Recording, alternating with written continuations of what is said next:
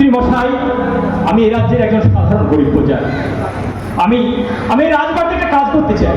তুমি কি কাজ করতে পারবে? মন্ত্রী মশাই, কেমন কাজ আমার জানা নেই, তবে দ্বার রক্ষক হয়ে আমি রাজবাড়িতে থাকতে চাই। ঠিক আছে, 17 নম্বর কক্ষে সত্যবতী ভগ্নী আছে, সেখানে যে তুমি এই পত্রখানা দেখালে সে দাসী অন্য জায়গায় চলে যাবে। ঠিক আছে মন্ত্রী মশাই, আপনার এই উপকারের কথা আমি কোনদিন করবো না। আমি তবে এখন আসি। যাই। বন্ধ থাকবে, আমি তালাবদ্ধ করে দিই। সখী, তুমি কি পারো না? তুমি কি পারো না একটুখানি আমাকে এই অন্ধকার কারাগার থেকে মুক্তি দিতে? অন্ধকারের এই কারা যন্ত্রণা যে আমি আর সইতে পারছি না, পারছি না। ও